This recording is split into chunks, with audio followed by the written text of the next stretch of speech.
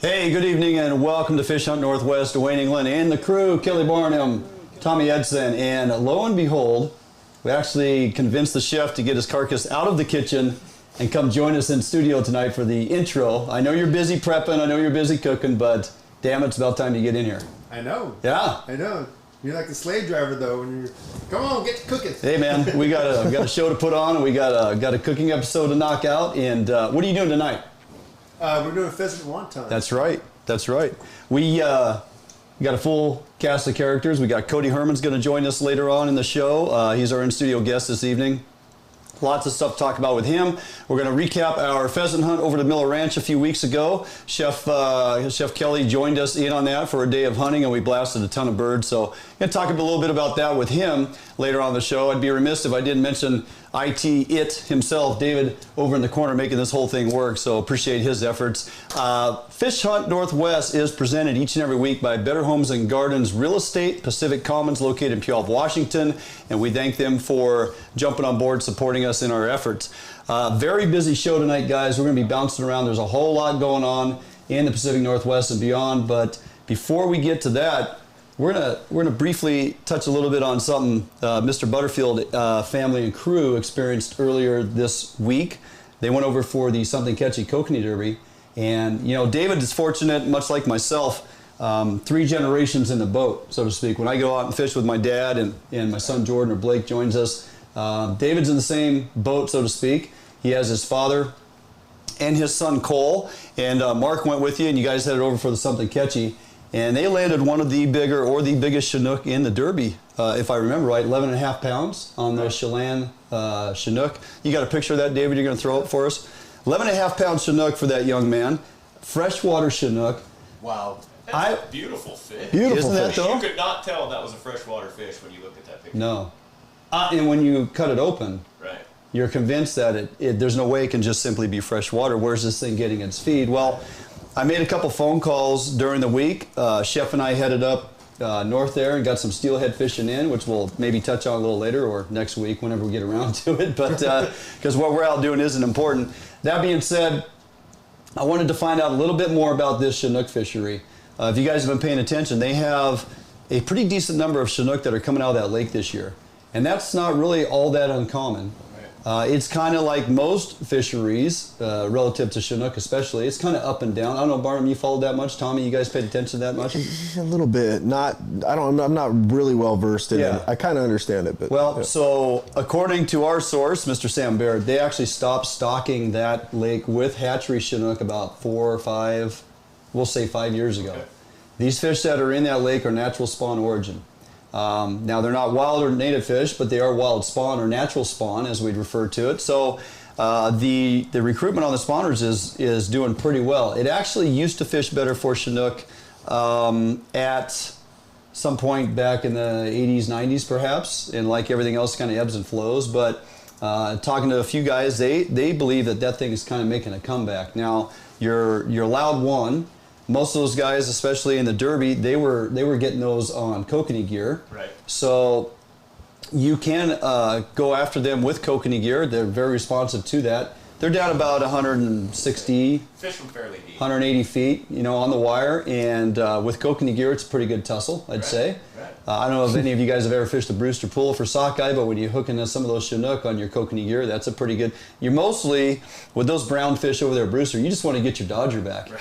You just want to get your $11, $13 Dodger back in your gear and not give it all up to the brown Chinook that swims up there at Brewster. But nonetheless, it's a good time. But these are quality fish. Right. They're eating that mysa shrimp. They're eating small bait fish in there, small kokanee, small cutthroat, whatever they can find. It isn't just a good reminder of how amazing a Chinook salmon is. Absolutely. I mean, and even a coho salmon in the kokanee sense. But yep. To take an animal that normally goes to the ocean, survives in the ocean, then comes back to the river to make its life cycle, and it just gets dropped into a lake, and it creates that own cycle, just boom, right there in the lake, just like it's going to the ocean, just yep. like it's going up the river. It's unbelievable. Finds a river or a small creek or stream dumping into the body of water it resides in simply by smell, right. and decides it can navigate that water and go up and spawn.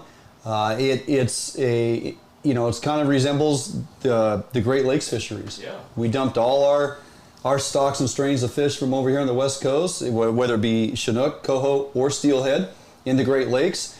They put them in there to control the alewives, and several years later, those adult fish found their way to a number of different rivers and began their own natural spawn program that the fish biologists didn't really anticipate. Amazing. Yeah. So, and you look around our state, there's opportunity at a number of rivers, and or Idaho, Lake Coeur d'Alene has a great Chinook fishery. Down in Oregon, they got a couple that those. I would love it if they would kind of take that example at Chelan and go, Lake Roosevelt's 55 miles long and fairly deep, and maybe we should try planting some of these Chinook up there, or just maybe look at some of these other large reservoirs and give us an inland Chinook opportunity when our anadromous fisheries are basically dumping in the toilet, which we're going to get to in a little bit. Right. But just bucket biology in my head, I'm like, it wouldn't be bad to have opportunity on inland Chinook on some of these larger lakes. The largest, I asked Sam, what's the record out of Chelan? 29 or 29 and a half pounds. Right, that's a great fish. That's a phenomenal fish. It's a great fish in the ocean. That's a great fish in any estuary. Yeah. I mean, it's a great fish. I didn't hear of a Chinook that size caught in the Sound last fall.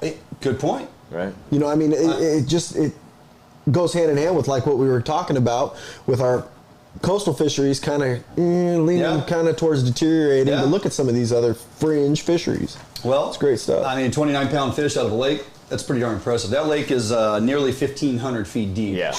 It rivals any, there's no other lake in the state that's even close. It's 400-something feet below sea level at its deepest part. So there's some things going on there with the abundance of feed and mysis shrimp. Right. And right now they have a problem with too many doggone kokanee. That's why they're remaining at the smaller size that they are. It'd be nice if we get back to that population that bodes those 18 inchers that our buddy Zog is so passionate about. But until we, that's maybe that's the answer. We need more Chinook in there to feed on these kokanee. Right. Dwindle their population and get those Chinook up and get those kokanee up to a bigger size. So nice job, Cole. David, fantastic fish. I know we're going to hear about it once it hits the grill. Amazing fish. But that thing cuts as red as any Chinook out there in the salt water. So definitely worth dragging a boat over and try to go after one. Although they're trying to rebuild that thing. So really, we won't get into the nuts and bolts. There are definitely some ways you could target those Chinook with small red label herring and things, but we're not gonna really get into that. We're just gonna leave them alone another year or two, watch that thing rebound, and then maybe we'll go over and give it a shot. So speaking of salmon, fellas, the 2019 season, as it were, is pretty much agreed to a point. PFMC is complete. Right. Folks are back from California. They still have to work through the permitting process through NOAA, right, Yep. Barnum? But we have some things out there that are some winners and some losers, as I kind of coined it. Relative to Chinook fishery, we're taking a hit in some of our well-known fisheries, especially throughout Puget Sound. Coho, on the other hand, well, in some areas too, you're kind of held down a little bit. But as you get out towards the coast and Grays Harbor and whatnot, which we'll get into, we have some pretty lucrative fisheries. Area 2, ocean fisheries in Willapa Bay. Right. A little bit structured different from last year, but what are we looking at as far as our season? Is it worth getting out there and going after? Oh, it's always worth fishing Willapa Bay in the coastal areas. I mean, always. Willapa Bay Marine Area 2-1 is scheduled to open from August 1st to January 31st, but Willapa Bay is also open conjunction before that with the same rules as Marine Area 2. So a lot of people don't know that. A lot of people will fish that washaway area, which before was the Willapa Bay Control Zone, which last year we were not able to fish. They're trying to protect those tules that return to the Columbia.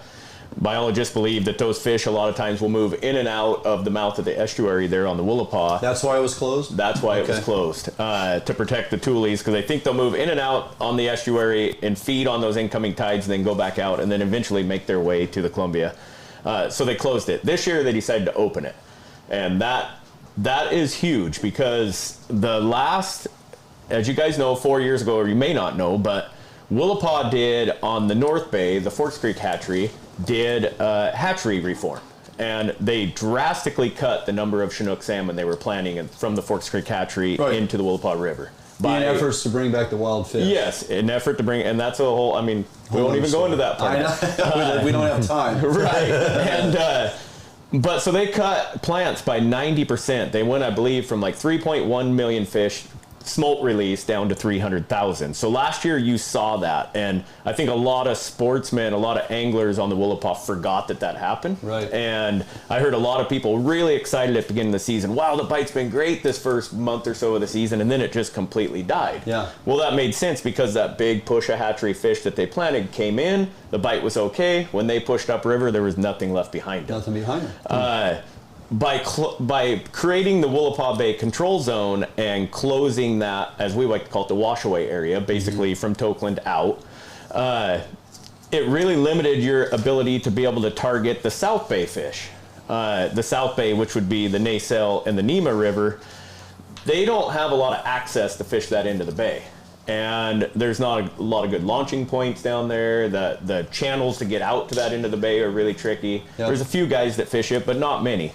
And so by making the control zone, you were unable to target those fish before they turned the corner and headed south. Right. And so it made the fishery very difficult. This year with the control zone open, you'll be able to target those fish before they make the turn to the South Bay. Yeah. And it's really going to improve the Willapa Bay fishery this year again, I believe. And around August, yeah, for sure. Right? Right. If you're thinking about it, August, you're late. Right. They do really good out there.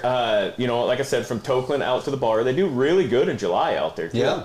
Yeah. I mean, I always kind of go back and forth with myself because I love to run out and fish the ocean, and I have a lot of friends that will fish that washaway area, and they're calling me going, "Oh, we had 12 takedowns yesterday," and it's like, but I'm going to the ocean. Right. Well, you don't have to fight the grass in the ocean. That eelgrass and Willapa, it's enough to make you just pack it in some days. Yes. Other days, it's not so bad. Right. And there's things you can do. And for sure. We'll probably get into that later on in the season as we draw closer to that. We'll show you some tricks, right? Fishery. Keep that grass off your rig. But, man, if you're not using something, you get all knotted up with that grass and it twists up your flashers and everything. It's just, it's a lot of work for no reward. Yeah, we'll cover the Willapa fishery really in depth for you guys this year. I mean, a lot of friends will probably get mad at me, but there is plenty of room out there for people to fish, and it can be a really, really epic fishery. And they're quality fish. Right. Oh, absolutely. They cut extremely nice. Yes. And they're strong. Yes. They are extremely strong. Yes. So looking forward to that. So there's some glimmer of hopes relative to Chinook fisheries that we do get to take advantage of. Yeah. And as Tommy said earlier, it's not all doom and gloom.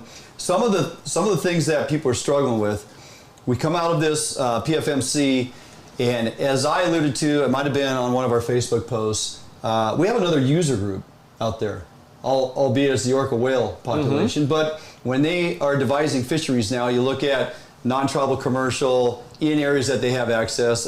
Puget Sound is not one of them.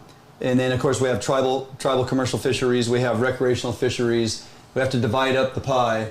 And now I look at the orca population as another user group that they have to allocate percentages of fish for, that they have to leave enough out there, let Mother Nature do her thing. And orcas are non-discriminate. Nothing we can do about that. They're going to take hatchery fish and wild fish as well. But the bottom line is they got to leave a percentage of population out there for them.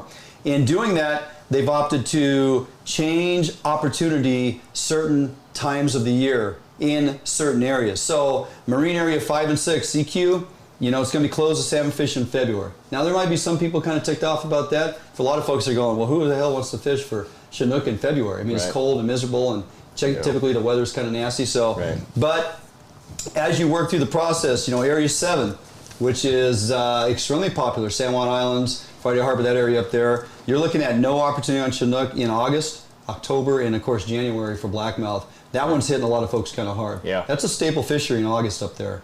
And a lot of folks are ticked off about it. They think this orca thing is a big sham. I know folks are weighing in, but the bottom line is we have to build these fisheries that are going to be sustainable. And also, NOAA's not going to write permits if they don't agree to the fisheries that WDFW and staff has constructed. So, either you go non-permitted or you write something that is going to allow NOAA to give permits. And the orcas are a huge player in that. Marine Area 9, the quota's down going into this year. It's only 3,500 fish. Looks like it's going to open slightly later, a July 25th opener, and it'll be closed in January as well. And, some other ones, Marine Area 10 opens July 25th for Chinook. The Area 10 quota is down to 3,057. It's down from 4,700 last year. So you do have opportunity, and the coho opportunity up there is going to be pretty substantial as well. I believe we're going to get that July time period for those resident coho, which can be a pretty doggone fun fishery, albeit they're small, but man, they cut so good. Delicious little fish to go after. If it's worth dragging the boat up there for, Area 10 can be a fun fishery. Check the regs as we move through that. We definitely have additional closures in Marine Area 11, which I think caught a lot of people by surprise. Right. Looking at location of where it is geographically throughout the Puget Sound region and where those orcas actually migrate. So it's going to close in June, and then again from October through December. Area 11 is going to be closed. There's going to be no blackmouth fishing, or late fall and into blackmouth fishing. July through September, you'll have a fishery, but you're looking at only 2,800 Chinook. Your quota's down. That mid Puget Sound is not going to be as big opportunity as a lot of folks would like to have seen. Then we have some other things going on. They're still negotiating the Skokomish. That's been a pain in everybody's butt for about the last 3 years. Tribe's not allowing us to have an open recreational fishery opportunity, bank fishing down there for Chinook in August, in September. But they're still negotiating with the tribes. I'm hoping they can come to some form of agreement and the tribes will allow recreational anglers to have opportunity. Do you guys remember the last year was open, they actually put in the rules and regs. They had a window of time where we had bobber and bait fishing to a certain point. Then you could go back to selective gear or the gear rules. Correct. Early, it opened first for bobbers, for floats and bait. Yep. And then was opened after that period for a specific amount of time. Yep. For a window of time, like you said.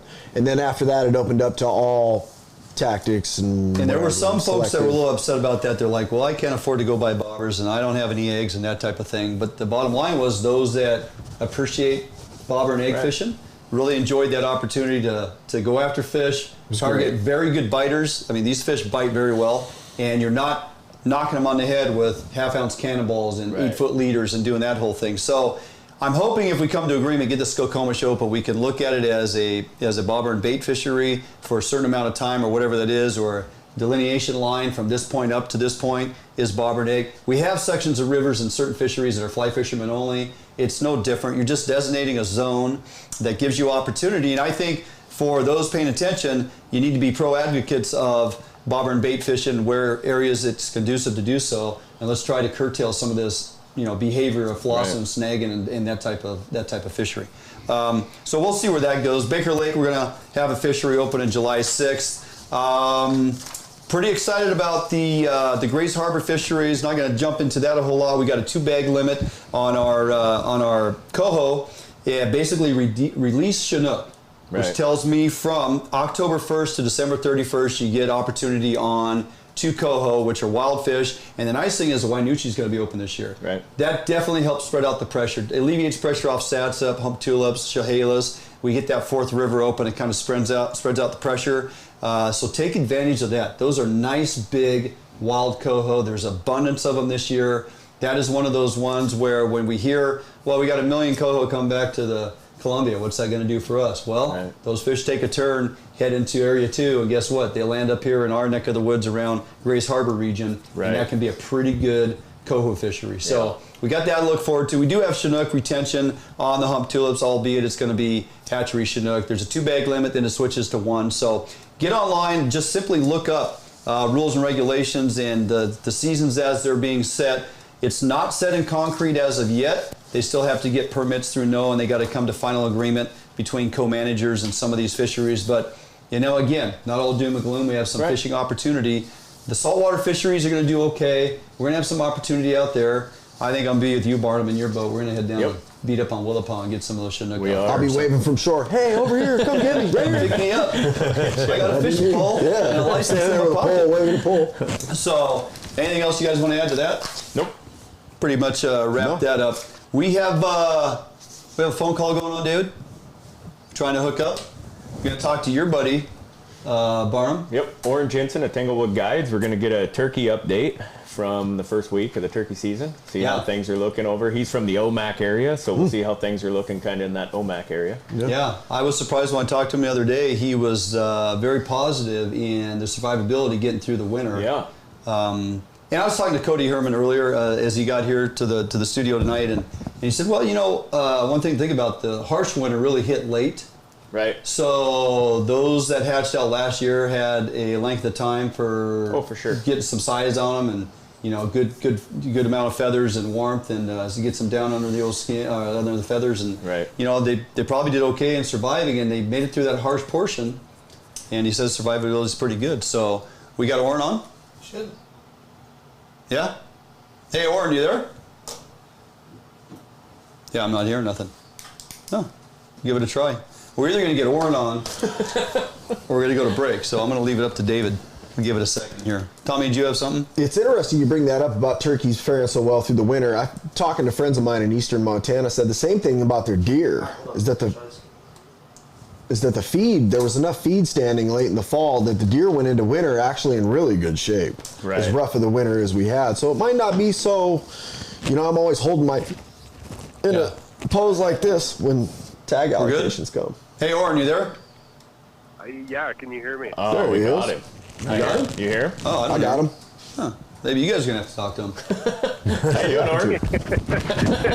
I hear him. He's kind of quiet. Who have I Yeah? got? I can You hear. got him there? I can hear Maybe I got to everybody. turn my deal up here. Okay. Yeah. So, anyway. All right, Oren, you there? Working through the bugs, Oren. I We're am working here. through the bugs. Ah, there we go. got it. I go. just had to turn my mic You got up. to turn the volume up. Hey, good, thanks for jumping on the show with us. We want to pick your brain a little bit on the East Side turkeys going on. Sounds like you got some pretty good news as far as the opportunity for guys to come over, connect with you, and get out on a turkey hunt. Oh, definitely. It's been great. Our winter survival's been good. Like you guys were saying, I could hear that through earlier. Everything's turning out really good. The weather's really good. We've got coming up on this weekend. It's going to be kind of overcast, so it's going to be kind of hit or miss. They're really susceptible to the weather as far as calling and whether they're responding or not. You'll literally be calling in a hot bird and it'll be sunny and a cloud will roll by, and depending on what elevation you're at, you might even get snow, and all of a sudden you can watch this bird at 100 yards sit there and shut up. Right.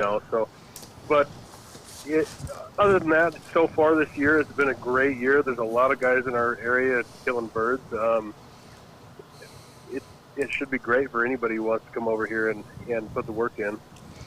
Are you doing, to start out the season like this, are you doing a lot of locating calling, or are you just concentrating on areas where birds like to roost in the evening? So what we mostly do is we get out there and put in the hard work. So we're scouting birds all the time. So in the super early season, we get out there, we're locating roosts. Usually they're where they are the year before. We watch them get out of the roost, and literally we'll sit there several hundred yards behind those birds, and we'll follow them through a day of what they're doing. Okay. That's hardcore. Because what we're trying to do is we put blinds on the roost, really close to it. We're trying to be those first hens out of the roost. We're trying to call them into our blinds. If that doesn't work, the best place to be is where they're already going to be. So if you have a pattern of what that turkey's doing through that day, you can keep leapfrogging in front of him, acting like you're some hens in front of him, and that makes it a lot easier. But, everybody doesn't have the luxury of being able to get out there and do that. Right. Locating is going to work good for basically anybody doing it, and you can do, anything from the crow to the peacock to a lot of the stuff we like to use out here in the West is just the coyote howl. It just reaches so far, and we've got so many nooks and crannies in the topography that we're wanting to get that gobble, in the lowest hole or on the highest ridge, depending where we're at. Yeah. Hey, early season turkeys, how you doing tonight, Oren? This is Tommy. Hey, good. Good. Hey, early season birds like this, are they typically still flocked up in their winter flocks? It depends. If we have such varying seasons, and it depends on the year. This year, right now, they're kind of in little harems. They broke up pretty good. Okay. If you have a good population you're working with, you're going to be able to pull in some decent toms. If you have a small population you're working with, you're going to have a tough time pulling those big gobblers off those hens.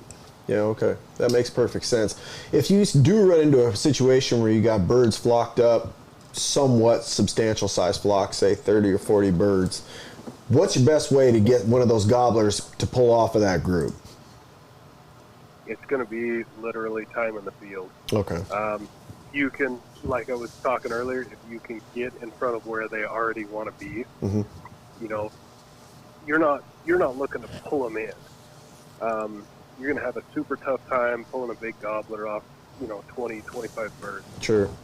You want to be in front of them. You're wanting to be, when you're calling, you're going to be wanting to do clucks first, relaxing calls, and be in front of where they already want to be.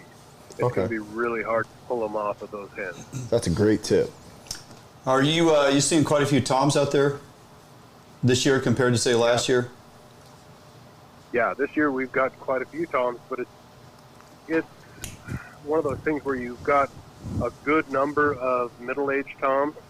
We've got a decent number of big toms, but due to this winter holdover and having a lot of survival rate, we've got a good group of middle-aged toms that are coming up, 5-6 inch beards, maybe a year and a half old, 2-year-old birds. And so it creates a zone where you've got a lot of those birds that are not leading those harems. Yeah. And they're kind of looked at. But at the same time, you got to be real comfortable in your calling to try and show them, it's just a couple hens hanging out. Yeah. They've got their butts kicked and they're worried about those big toms. If you got space available, Warren, where can folks get a hold of you, phone number and website, so they can track you down and book a trip to come on over and get a nice tom? They can check us out at tanglewoodguides.com. My number is 509-869-3621. They can also check us out on Facebook or Instagram. Yeah, perfect. All right, Warren, we appreciate you taking a little time with us to, kind of recap what's going on over there so far. Gives us a little hope that the turkey season this year actually may be worth putting a little time in. Go get some nice birds. So appreciate it. We will definitely stay in touch. And if you get some birds down, make sure you post those pictures up on our Fish on Northwest Facebook page. We'd like to share that with as many people as we can. Will do. Thanks a lot, guys. You guys have a good evening. Yeah, will do, Warren. Thank you very much. Thank you. Warren Jensen, Tanglewood Guides. Look him up. Like you said, Facebook, tanglewoodguides.com. Give him a call. Take your son or daughter, grandchild, whatever. Take your spouse. Go over there. He's got a great operation going on the east side over there. And really affordable turkey hunts. They do a great job putting guys on birds. I mean, they're highly, highly successful turkeys. They really are. Yeah. All right, we are running just a tad behind due to that dysfunctional earbud snafu that I was experiencing. But we're going to jump out for a quick break. We come back. We're going to be in the bait lab. Are you trout ready? That's the question of the day. The opener for Rainbows, Lowland Lake opener, is a week from this Saturday, so the 27th. We could have waited till next week to do this particular segment, but that would have gave you one day to go buy some gear. So I thought, well, let's kind of walk through some basics on following up on getting some rainbow. So we're going to talk about that in the bait lab. We come back right here on FHN.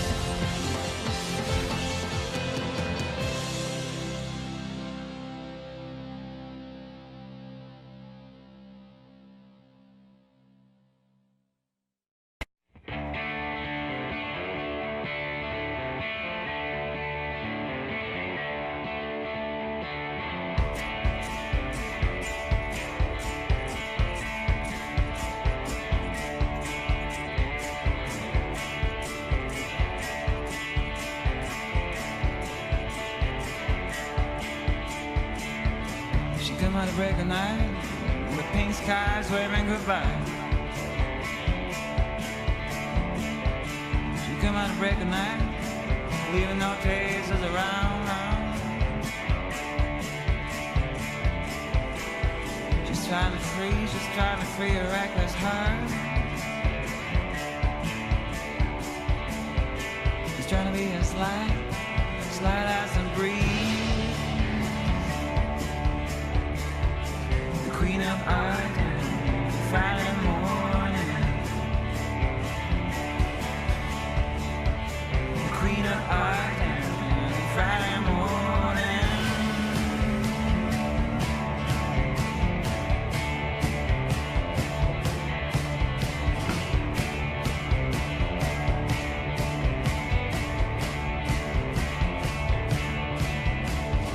She come out to break a night, as sweet as always.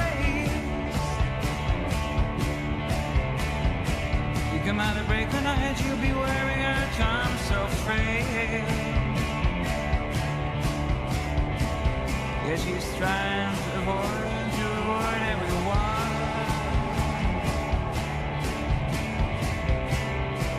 Even the battle for peace.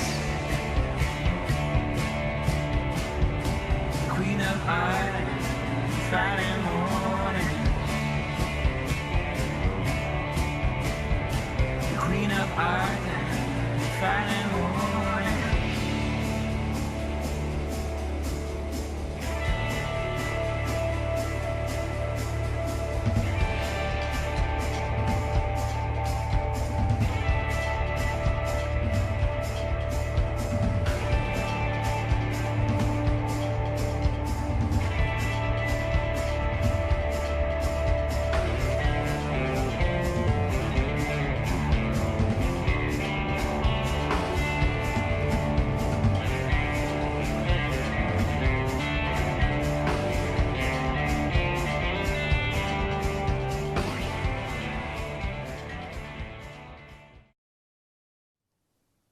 Hey everybody, welcome back to FHM. We're here at the Bait Lab and we're gonna briefly, and I'm gonna try to make this brief, talk about some options you have for trout fishing. Now our lowland lake opener for trout is a week from this Saturday, so the 27th of April. It's always your fourth Saturday in April, and this year is no different than any other. WDFW has been out for weeks and will continue to plant hundreds of thousands, if not millions, of trout throughout the state of Washington. So there's a handful of different ways you can go about trout fishing. Now, it's a great opportunity, obviously, to get young ones out to introduce them to their first fish, given the opportunity of so many lakes that now are finally open after the opener. It's one of the largest fishing days annually for the state of Washington, with over 200,000 plus anglers hitting the waters, and especially getting the youth out to introduce them to fishing. So a couple different ways to go about it. We're going to talk a little bit about bait fisheries and options in that regard. We're going to talk about some troll fisheries as well. Now, for all you guys and gals that are out there chasing kokanee on a regular basis, you know how often you're able to catch rainbows simply by trolling kokanee gear. It's not rocket science. These rainbows are pretty easy to catch in a lot of these lakes. The thing about the lowland lake openers, you're actually going after trout that are the catchable size 9 to 12 inches in most of our lakes. And they've been pellet fed or food source fed automatically for a very long time. They're not used to going deep in lakes because they've just come out of hatchery reared pens. So the nice thing is these early season trout, these catchables as we call them, are very shallow in the water column. You're not fishing typically more than 10 feet deep. Now, if you are an avid trout angler who has been going after trout for a long time, you realize that some of your bigger fish will be suspended deeper in the water column. And maybe you do want to get the downriggers out first thing and go after some of those nice big holdover fish. But don't be fooled. You can get plenty of these nice big holdovers, and we're talking rainbows 14 to 18 inches that often do come up to the surface based on water temperature and opportunity for feed. So most of the stuff we're talking about is basically fishing the shallower water column down inwards about 10 feet. Now, troll fisheries are synonymous with catching trout, and I have on the table here some definite options that you can take advantage of. Some of the stuff, as I mentioned, is nothing more than grabbing some of your kokanee gear, some of your hoochies with your smile blades, some of your larger spinners with some type of UV skirting on them, and these are all double hook setups that we use for kokanee. So definitely tip these lures just like you would for kokanee. You even will do extremely well simply by tipping these double hook setups with trout eggs, as well as, say, your Potski corn or your gulp maggots or something like that. Don't be afraid to put simply on a Potski trout egg or two, one on each hook. It does wonders for adding bait and scent to your trout presentation. So here we're just trolling these little hoochie rig ups. Basically, I got my Dick Knight Dodger. It's typical Dodger, and we got about a 14-inch leader to a small hoochie rig with a spinner blade.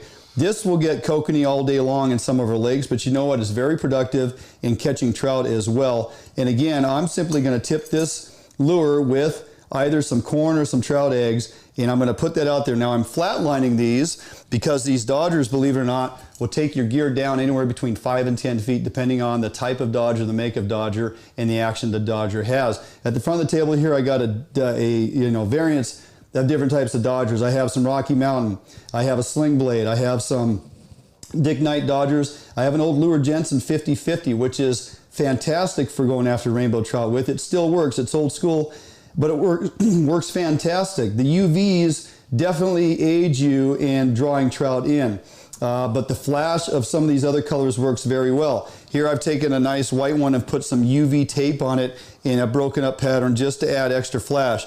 Gold Dodgers work extremely well when it's extremely sunny out and you're fishing clear water. So just some options. You can never go wrong with pinks and orange and UVs when it comes to trout. Utilize your kokanee gear, put them behind a Dodger. You're flatlining these again because most of these Dodgers are going to take your presentation down anywhere between 5 and 10 feet, depending on how far back you put it behind the boat. Something else you want to do, if you're equipped with decent electronics, you're going to think that you're not marking any fish because you're not seeing any on your finder. If it's predominantly trout in your lake this time of year, they're going to be up above 15 feet typically, so you may mark fish every once in a while. If you're not getting bit, change up your presentation, change up your troll speed, change something. Those trout aren't necessarily down where you're going to mark them with your electronics, so don't freak out. They're up higher in the column once again, so you're not necessarily going to see all those fish on your electronics. Some other options you have with trolling, the Brad's mini cut plug is a fantastic kokanee lure, but it works very well for trout as well. Double hook setup. Again, I'll put an egg on each one or a piece of corn with scented oils on them, or you can simply open up the body on this with the little sponge in there, add some of your Mike shrimp oil, add some of your different scents that you may want to use for trout, and this will do very well as far as being a durable bait or lure. Now this is going to spin like a cut plug herring. You control this behind a Dodger and give it about a 30-inch leader because it imparts its own action with the way it spins around in the column. So just another option. It works great for kokanee, and these work very well for trout as well. Some other options we have, so going old school. These old Rapalas or Rapalas, depending which side of the tracks you come from. This is a 3-inch rainbow pattern. I got this old shad pattern that's a 2-inch. I've had these since I was a kid. Trolling these for rainbow absolutely is productive. The other thing you can do is you can pull these behind a Dodger because these basically swim back and forth at a pretty fast clip depending on the speed you're trolling, okay? You can troll these up to about 1.5 miles per hour and they're gonna have great action on them. So they're gonna swim back and forth just like a fish swimming through the water. Now, one thing that entices strikes is when you put a presentation out there that makes it look like more of a wounded fish. If I put this behind a 50/50 Dodger, for example, on a 36-inch leader, the Dodger's cutting back and forth, which causes this bait fish to swim back and forth, but also break its cadence in how it swims. So there's an option here that you control these. Now this is a surface lure, so it's buoyant. It's not going to go very deep if you flatline it on its own, but you put it behind a Dodger that's going to drag it down 5 or 10 feet. Next thing you know, you have this imparting action, you have this swimming behind it. It breaks up the cadence on it. It looks like a wounded fish. It's a great bait to troll for trout, especially if you're in that shallower water trolling along shorelines 10 to 15 feet deep. Those trout will come after those all day long. The Mag Lip by Yakima Bait is a fantastic lure that they've created. Buzz and the guys have worked very hard to get this down to a 2.0 and a 2.5, which are the sizes I would choose to use for going after trout. You don't need to drag these behind a Dodger. That lip on there is going to take this down 6 to 8 feet, depending on how far back from the boat. And the nice thing is, trout typically like a faster presentation than kokanee. A lot of times we're trolling for kokanee at 0.8, 1, 1.2, depending on what's enticing strikes. You can troll these little guys up to 3 miles an hour if you have to. If you're not getting bit, you can vary your speed until you find out the speed that these trout want to go after. And these Mag Lips have been proven. I pulled out this particular pink color, Dr. Death, but the natural colors, the frog patterns, the yellows, the greens, some of the black and reds really can be productive for your trout. So check out some of these Mag Lips that you find in a 2.0, 2.5, and definitely give those a troll. And again, you can vary your speed on these quite aggressively. Don't need to put them behind a Dodger because they're going to dive deep enough and they have enough erratic action that they don't just simply stay in a straight line. They bounce all over the place. Some old standbys forever are your flatfish, these F6 in this crawdad pattern. These old frog patterns have been staples in trout fishing forever, since I was a kid and long before. So don't be afraid to drag these old frog patterns. These are F6 flatfish, which now you cannot troll those as fast as these Mag Lips. That's going to perform well up to about a mile to mile 0.2 on your speed. One thing you can do is you can always put that lure out alongside your boat, bump your speed to about 1.2, maybe take it up to 1.5 and see if the action on that lure is doing what you want it to do. If it starts flipping over, it's because you're trolling too fast. So just slow it down a little bit. The erratic action on those flatfish definitely entice strikes and are very easy to fish simply by flatlining about 45, 50 feet out the back of the boat. The F4 is just a smaller version. I don't know what it is about yellow with red spots or the black with the red spots, but those have been staples in the trout arsenal for years. They work very well. Then you get down to these little quick fish. This little chrome with those pink dots. This is a K5. We can drop down to a little K4 in this kind of crawdad pattern. Very productive. Even if you have a light rod and can cast and retrieve these things, they work extremely well. So any of these little erratic plugs trolled behind a boat, behind a Dodger or not, flatlined, definitely will entice strikes. Some other standbys if you want to troll lures, these old MEPs, the red and brass, definitely get it done. These old MEPs, number 3s or size 3s, have been around forever, and there's a good reason for that. They definitely will catch trout. They go crazy over this red and brass bell. Rooster tails by Yakima Bait, your blacks, your yellows with your brass blade, and of course these more natural colors. You get some of that olive colored hair on the back of that, a multicolored blade with some UV on there. All of these will work for trout, either trolled or cast and retrieve. You can't go wrong. Now, for a lot of us that don't have boats and we're going to rely on bank fishing, or even if you do have a boat but you want to go tie up and anchor up somewhere and do a little bit of still fishing, bait is definitely an option for rainbows. You can never go wrong when you're using bait. We have an array of opportunity and different types of bait to use. One way of presenting that bait is, this is a 7.5 foot trout rod, a little 4 to 8 pound weighted rod spinning outfit. I have it rigged with a slip float, a little 3/8 ounce float. I got a 1/4 ounce weight underneath it, and it's just a clear float that's rigged up. This is basically like a mini steelhead slide and bobber setup, okay? I could also pin the float if I wanted to with a bobber stop underneath it. But it's kind of nice to have that adjustability if you're moving around in the boat and anchoring up and then you're fishing in an area that's maybe 20 feet deep. You want to set this at about 8 or 10 foot because, again, those fish are suspended up. And so I rigged that slip bobber with a little sliding egg sinker underneath it. I put a bead between the float. I also put a bead above the swivel. Now I got a barrel swivel that terminates at the main line. And then we go to about a 2 foot leader or so. And I just simply put on a nice little size 4 or size 6. Some guys run down to a size 10. I like to use a little bigger hook when I'm putting bait on there, just simply so easier to get the bait on. And typically I try to hook fish more outside the mouth, on the edges of the mouth or the gums versus having them swallow it clear down. If I get a little 6-inch rainbow that I don't want to keep and I get it in the lip, I can let that fish go. If it's down the gullet, I'm taking that fish home because it's going to bleed out and die. So one thing when you're using bait, you're pretty much fishing fish that you're going to keep. So if you do catch a fish and it's a little on the small side and it's bleeding, please take that fish out and don't just throw it back unless you want to feed the eagles. That's also an option, I guess, but we should keep those fish. So a sliding bobber, putting some eggs on, whether it's the Potski's got the new fire bait. These are synthetic eggs. They have tremendous scent, tremendous UV, and they go on the hooks really easy, and it's a durable bait. Some of the more natural eggs that are produced, when you put them on a hook, they might pop. These ones here hold up very well. They have a tremendous amount of scent. They have a tremendous amount of UV. The fish absolutely go after them just like a normal natural egg.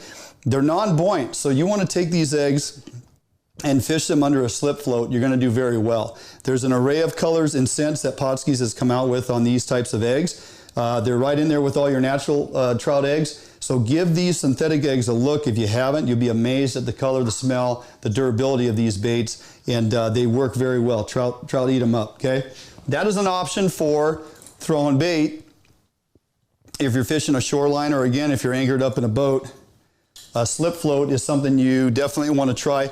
And it's great for the kids because they get to watch that bobber go up and down, and actually as adults too, you kind of get geeked out when you see that little bobber going up and down. It's a lot of fun. Another way to present bait is off the bottom.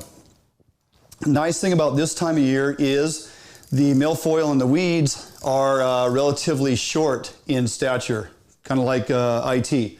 But that being said, we have opportunity to fish bait off the bottom because it's not going to be buried in the weeds and the fish are traveling. If you're fishing shallower water and you're able to suspend bait up above the weed bed, you're going to find trout bite very well on bait suspended up. So I basically have, this is a rather large sinker. This is a 1/2 ounce sinker. If I'm fishing from a shoreline, I really want to throw it out there, I'm going to use this shorter trout rod. If I put a little 1/4 ounce lead on there, it's not going to go very far. So I do not mind putting like a 1/2 ounce egg sinker on there and really give that thing a huck to get on out a distance from the shoreline.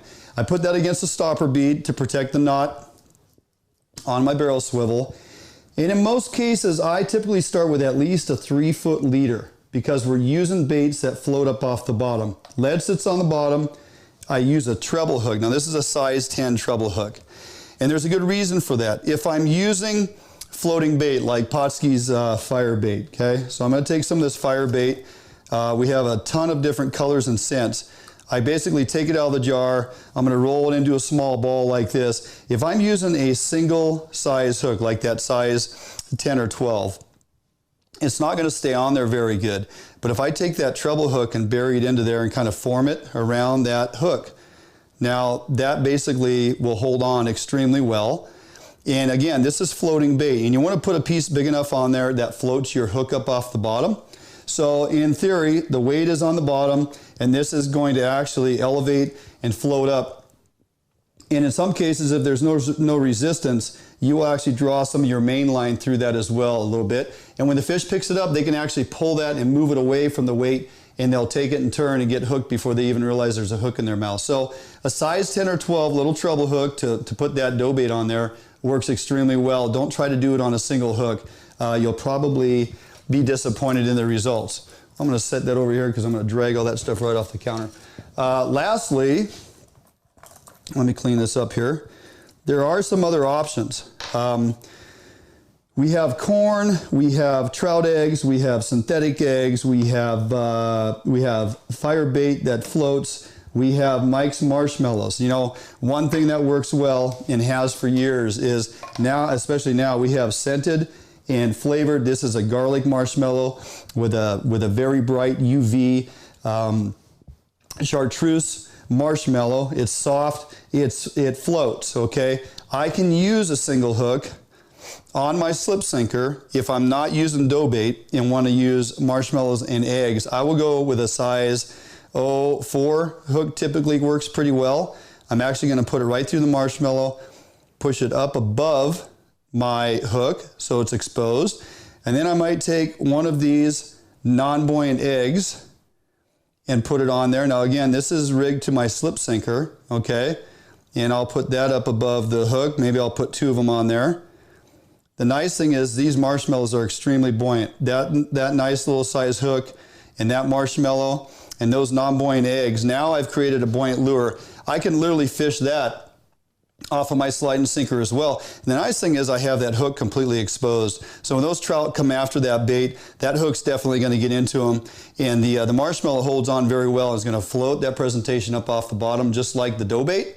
And it's going to be suspended above the weed. So again, make this single hook presentation about a 3-foot leader down to your barrel swivel and through your sliding sinker. So that is an option. If you're going to use a single hook, I advocate using eggs and marshmallow. You could also use a piece of corn on there if you wanted to, along with the marshmallow. So you can put corn on there. Trout, along with kokanee, do like the corn. Again, that is a non-buoyant bait. So we're going to put that on with the marshmallow just like that. The other thing you can do with all these jars of corn is basically with all the different colors that you can get them in. Pink, red, green, yellow, natural, whatever color you want. You can take a variety or any of these Atlas Mike's scents, and you can add that to your jar of corn and create something that not only has great color and UV, and it's durable because the corn is cooked and so it's kind of firm, but it holds on really well. And there's something about corn that draws trout and kokanee, and it works very well. You take your scent, whether it's sand shrimp or just basic shrimp or shrimp krill combination, shrimp krill anise, whatever your combination is, and you put it in the jar of corn and just kind of fill a good amount of volume in there to where this stuff is soaking in that oil. And as long as you keep that in the refrigerator, I guarantee if you're not able to fish that entire jar through a trout season, maybe you go through half of it, it's still going to be good next year. I've done it multiple times where I take the bait back out the next season and it fishes just fine because the corn has been cooked. There's really no bacteria in there. You introduce a little bit of oil, keep it in the fridge, and it's going to work really great. So there's some troll options for you if you guys and gals have boats. There's some bank fishing options for you if you're on the shoreline taking the kids out fishing. You may have to cast for them if they're little guys, but once you hook those fish on bait, let them fight that fish and get those trout in. And you got a week or so to get ready, so get to your local tackle shop, buy your trout gear, and have a good time. We're going to jump out for a quick break. When we come right back, we're going to introduce Cody Herman, our in-studio guest this week from Day One Outdoors. We got a lot of information to cover with Cody, so I hope you stick around. We'll be back in a couple minutes right here on FHM.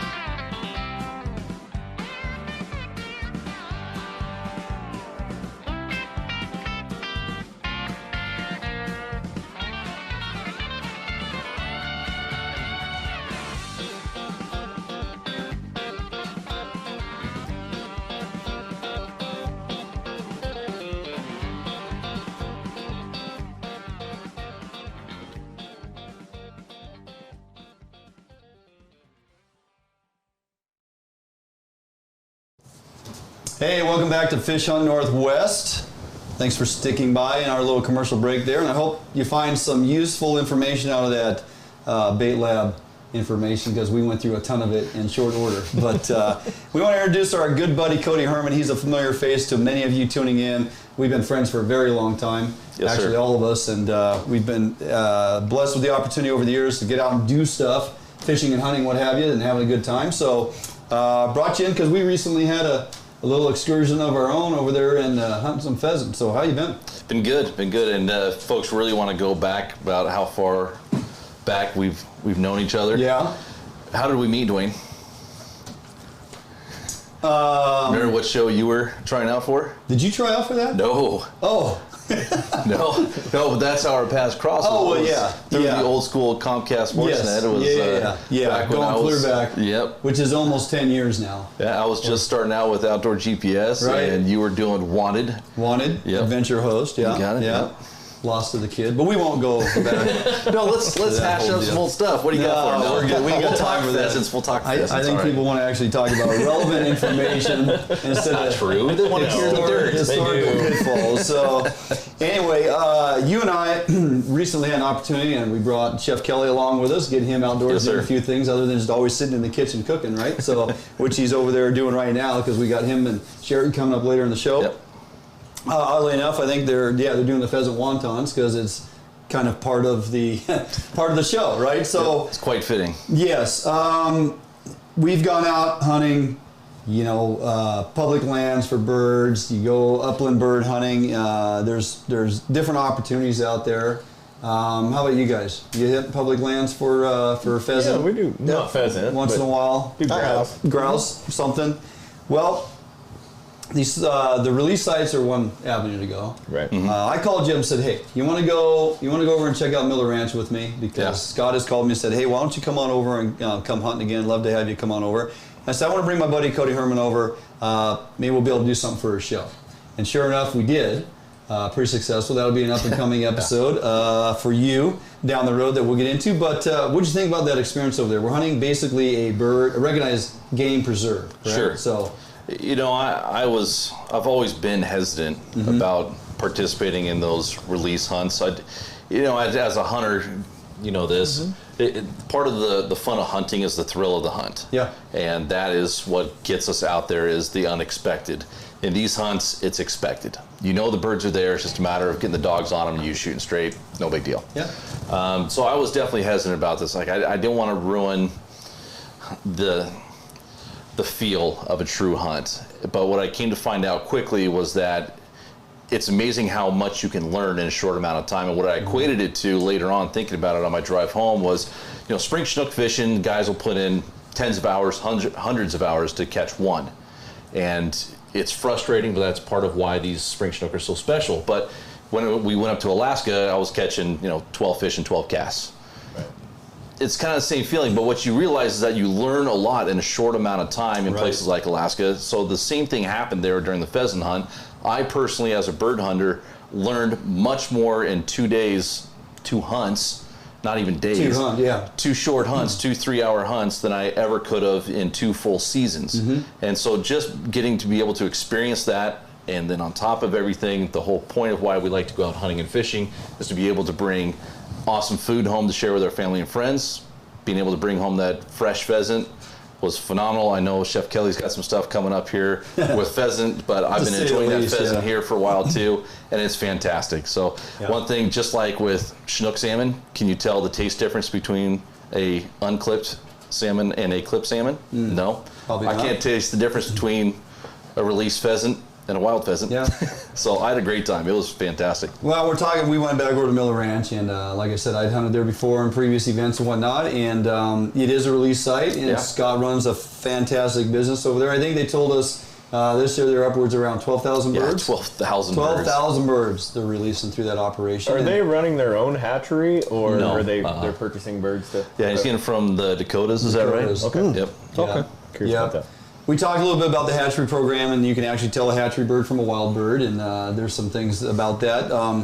What do you think about the quality of these birds? Size-wise, strength and flyability, and length of tail, feathers? I mean, it's not like some little caged up rat. No, absolutely not. And we were there at the wrong time of year to have the best feathers on these birds, whether it's hatchery or wild release bird or not. But truth be told, I am not an accomplished bird hunter. I'm just not. And part of the reason why is because we don't have access to quality hunts in the state of Oregon for pheasant. There's a couple places that ODFW actually releases pheasants, same premise. It's a release hunt. But wild birds, heck, I think so many times I've gone out there and attempted to them, they're just a byproduct. Just happen to come across one. Trying to go out there and actively target pheasant on public lands is a nightmare. It's almost impossible. And so I am probably the wrong person to ask whether it's a great bird to hunt, a release versus wild, because I've only experienced it two or three times. Did they get up and fly? Oh, absolutely. Did we shoot at birds that were in the air? It's amazing. I mean, they're straight up, and we missed. So it's still a hunt. Missed a few. Still a hunt. Some of these birds were pretty impressive size-wise, too. I mean, these are big, some great birds. Oh, my gosh. And he was saying that some of the birds that don't get shot go out and become wild and just reproduce on natural their own. Spawn. You got natural spawning pheasants. Natural spawn. Strays, if you will, right? You got to control these strays. We're going to have to. Time to close all hunting and protect those birds, right? Oh, we got to introduce I was just going to say, we're just going to make some adjustments here. Too soon. I have to work on we brood had the stock conversation. What's that, Tommy? I was going to say we have to work on a brood stock pheasant program. There you go. We had the conversation relevant to, well, first of all, we're over there hunting in 2 feet of snow. In March. In March. Which added kind of an interesting component to the whole thing. It actually made it very enjoyable. Somewhat physical. Felt more rugged. It felt more rugged. It felt like you were really manning up. We were true hunters. Yeah, we were out there. There I was. There I was. Well, the terrain over there, in and of itself, without the snow, is impressive. You're not just hunting flat land fields and stuff. The this isn't a farmer field. No, it's not. The rock croppings, the deep gullies, the terrain, the hills. The birds can hide. And they really can. They can Lots of cover, right? So watching the dogs work, and they definitely worked in that snow. What was most interesting to me watching those dogs was watching how Scott had 2 different breeds of dogs out there. He had the pointer and the lab. And just watching those 2 dogs work with each other. The pointer, all it wanted to do was point. It could care less about retrieving, bringing the bird back, nothing. And then that lab would come in, flush the bird, get up, hopefully we'd make an accurate shot. If we did, the lab would chase it down, pick it up, bring it back, and the pointer just sat there and like, cool, you do all the hard work, I'm moving on to the next bird. So it was really cool to see how Scott has worked those dogs to train them that way, where one breed specific to one technique or one job, and then the other breed is dedicated to the other job. And really those dogs, there's no quit in his dogs. They are raised up from year one. He's run dogs upwards of 15 years. And they continue to perform as they would as young dogs. They are impressive. He does a phenomenal job in training those and rearing those dogs up. And he takes good care of them. Really good care of them. And not only that, but it's funny, the dogs did not want to stop working, so he literally had to grab them and pin them down just to feed them some water. Like, hey, you got to chill for a second. Here's some water. And the dog didn't want to drink. He's throwing his head around like, no, you're going to drink water. No, he runs a great operation over there. And for guys that want to train dogs, expose them to an opportunity, getting on a bunch of birds versus maybe take them out to a public release site and you get on 1 or 2 birds sent. You're going to go over there and expose your dogs to a number of birds. They're going to have opportunity to get them up. They have opportunity to retrieve them if that's what they're designed to do. But the opportunity, as you and I discussed in producing that episode for your show, is second to none in giving that dog not just opportunity but reward. And their accomplishments out there in the field and chasing those birds. So we have a couple minute clip here we stole from Sam, who was with us, right? Thanks, Sam. Thanks, Sam. We're going to watch that just to kind of give folks a little sense of what it's like over there in Palouse, hunting at the Miller Ranch in the snow. We'll watch that for a couple minutes and we'll be right back. It's really cool because this is a little bit of what I studied in college. Actually, it was water. You don't see any water out here, but this is the site of the Missoula floods about 12,000 years ago, and that's what created this type of terrain, this rolling potholes. For about 2,000 years of floods, just every few years that ice barrier at Lake Missoula would break and just keep on flooding and kept on creating deeper and deeper terrain, and that's why we have the Columbia River Gorge and this beautiful country out here. It's awesome. You all right, Kelly? We'll be right in here, coming at us. That bird is a lot tougher than I will ever be. Man, oh man. That's a tough shot to make because he's flying Overhead? left and right over top. Got to watch the Absolutely. dogs, got to watch the other hunters. Yep, good But shot. You center punch that thing and it's still flew another 20 yards. What's great about coming out to places like this is that we're taking turns. Yeah. And I can tell you there's been a few times on public hunts where you're Every man for himself. Yeah, you're battling for a shot Right, because right. you only get a couple opportunities. Yep. But out here, Yep. it's a great place for each person to get time. Yeah. Time on the gun, Yep. time working the dogs. Yep. Just getting a good feel for it. Yeah, this is, okay. No, but you gotta stay back. Okay. Me and my Model 12 are just too deadly. Apparently, no. we can't shoot any more birds because Cody doesn't get a shot off. He's too busy playing around with his cameras and looking pretty on camera and acting all manly. And Where's it at, pup? You teasing me? Where's it at? Get the bird. Watch the dog. there it goes. Yo! Everybody that comes here, we get a little bit of everybody. We get kids, mothers, we get a lot of groups of guys that are corporate groups, just, you know, guys that are friends, a little bit of everything. It really is nice just knowing you're gonna have action. Now it's still up to you to shoot straight, but I can't tell you how many upland game bird hunts I've been on where it's a grind. You know, you hunt for hours on end, especially in Eastern Oregon, going for some of those grouse and chuckers. Whew, being here in this type of country, on an area that you know you can work, you know the birds are here, it's just a matter of getting the dogs on them and you shooting straight. So, pretty special place. Great place to learn. It's fun hunting with buddies.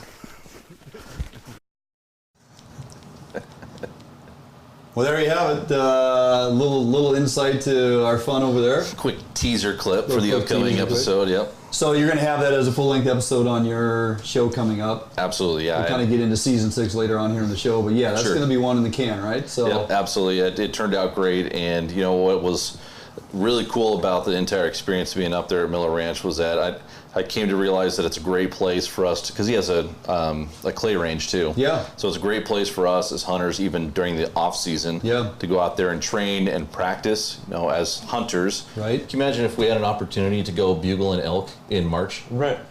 How much more we could learn? Well, I think How much back, better of a hunter we'd I think be? back to when we went sea duck hunting, you know how much of an opportunity that would have helped me to go shoot some clays. Before you go out to sea ducks? Right. I wouldn't have went through 60 shells. I wouldn't have bruised my shoulder.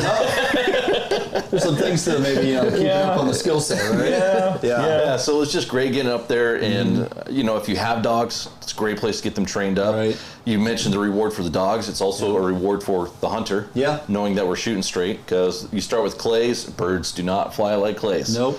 So it took us a couple of rounds to get comfortable targeting the birds themselves, and then working on getting good, clean kills where we weren't ruining any of the meat that we wanted to take home. So Yep. it was a great experience, and now when I go back to public land, I'm gonna have a lot more confidence in doing so.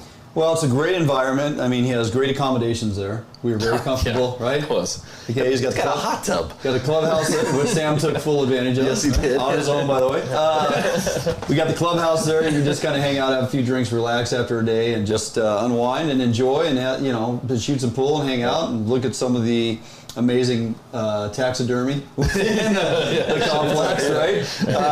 But yeah, you're comfortable. You go over there for a couple days. There's really nothing around Sprague really to speak of. So you're basically there for a couple days. Just show up, relax. If you don't have guns, he will have guns for you to use. You can hire a guide. They have dogs. They have accommodations. Yep. Basically, it's a great little place to go if you really want to introduce youth, ladies, maybe friends that have never hunted before. You got a coworker, somebody at work. You're like, hey, dude, you want to go shoot some birds? Yep. You don't have to have your hunter safety because it's a private game preserve. Right. But obviously, gun safety is paramount, and you need Right. to be cognizant of your swing and where you're shooting, those types of things. So it's really important to explain all that with youth as you go out there and spend time walking the field with multiple folks and where to shoot, where not to shoot. But it's a great teaching environment. It's a great environment for the dogs, again, to gain fitness. It's a great environment for you to hone your skills. And either to start or the end of the day, you go up the hill and shoot trap and really found out how lousy you are. So And what are the bag limits?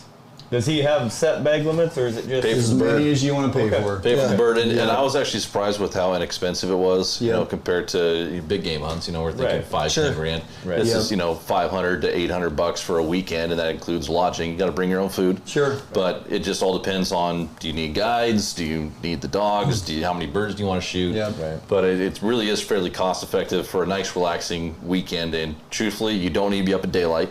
No. You don't need to get up. It's like, all right, I call the guide up. I'm like, yeah, we want to start at 10. We're going to eat breakfast and take a Right. morning soak in the tub. Yeah. And yeah, just start at 10 o'clock, and you know the birds are going to be there. Dogs will find them. Just a great, relaxing time. Yeah, I love the idea of it for the exclusivity, especially when getting youth, women, Yep. people that New aren't hunters, really yeah. accustomed into the outdoors. You know, you don't deal with the shock of it. It's a controlled environment. Yep. You know what else do they offer? Is it just a? We touched on dog conditioning, dog work, pheasants, obviously. What else do they do? Go to their website. In the past, they've offered deer hunts. They've offered turkey hunts. They've offered. They used to do. Scott had a guy that would offer waterfowl, both geese and ducks. Not sure if he's still connected with that guy anymore, but he's got a lot of things to look at. Just go to millerranch.com. Look them up on Facebook. Look them up on their website. It's going to break it all down for you, pricing, whatnot. And the phone number there you can call. Their season typically runs from September through I think May. it said September through, maybe May. Yeah, about right May, there, yeah. mid-April to May, depending on season and warmth. The biggest reason to stop is the rattlesnakes start coming out. They don't want to expose the dogs or people to rattlesnakes. So That's a and good reason. it's a working farm too. They got a farm all spring and Right. summer long, and put in a bunch of hay and whatnot. So great establishment. Look up Miller Ranch on the old YouTubes, or look them up on. We put videos out there, previous outings over there. So Yep. and we have a great episode coming up on your show. Hopefully you don't make me look like a bonehead missing everything, but we'll see. I got to slip Sam a little extra money. I mean, from that little clip I saw there, it looks like Chef Kelly was the gunner. He knocked down a few. That guy's a sleeper. He might be a chef, but he's also an accomplished waterfowl hunter. Right. So, Yeah. He knows how to throw but you know what? shotgun. He cannot shoot clays. No, he cannot. He cannot hit a clay. He can hit a live bird. Don't ask him to hit a clay, though. They're too Sorry, fast and Chef. too small. So, with that, we're going to jump out for a break. And speaking of Chef Kelly and Pheasant, we There come you go. back. Him and Sherry are going to be in the kitchen making some amazing pheasant wontons. You're going to want to stick around for this recipe. He did a little trial run for us here a few weeks ago. Just, he comes over, experiments once in a while. These things are to die for. Get your pen and paper out, write down the recipe. We're going to jump into that when we come back right here on FHN.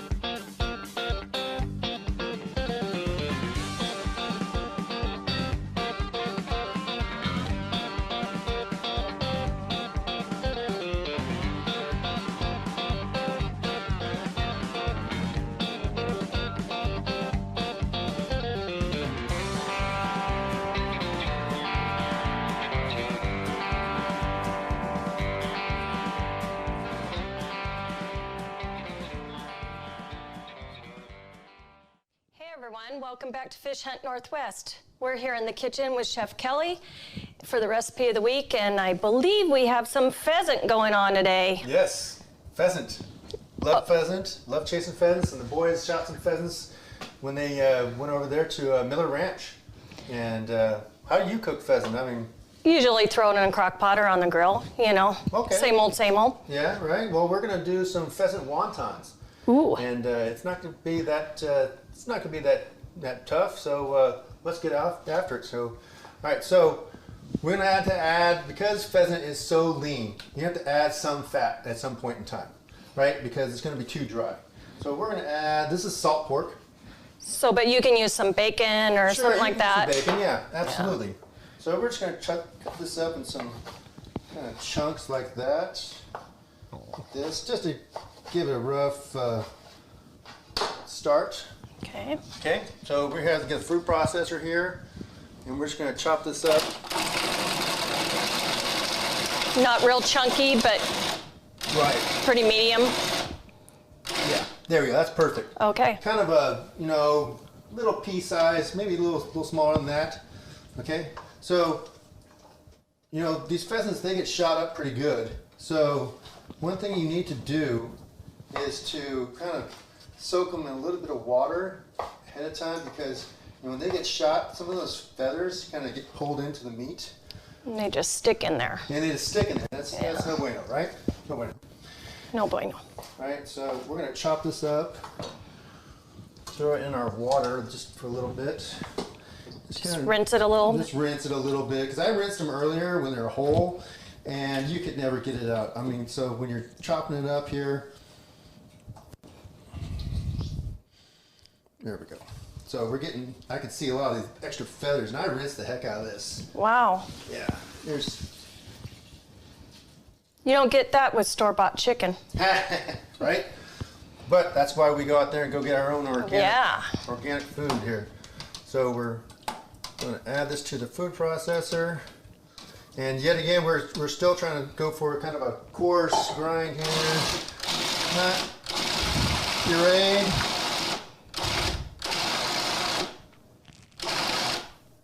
Right about there. Perfect. All right.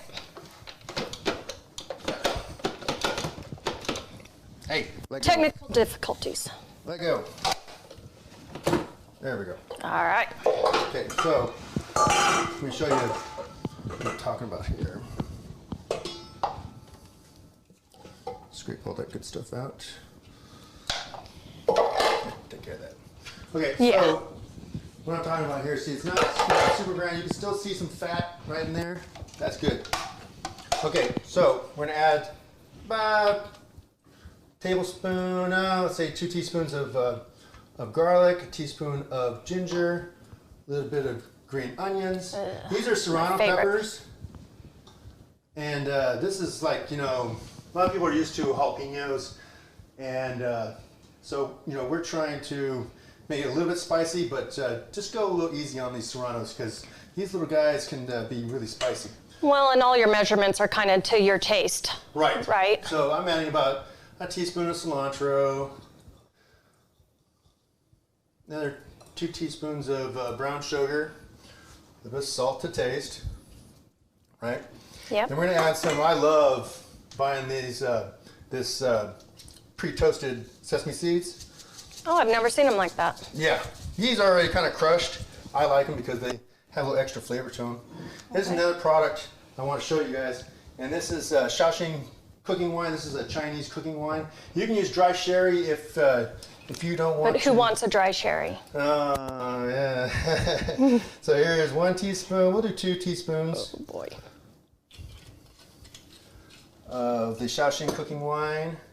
And then another product I want to show you also is dark soy. Dark soy, you need to go to the Asian market to go get this, but it is a lot less saltier and also a lot more fuller flavor. You can see it when it comes out. It has this kind of more viscosity to it. So that's about 2 teaspoons.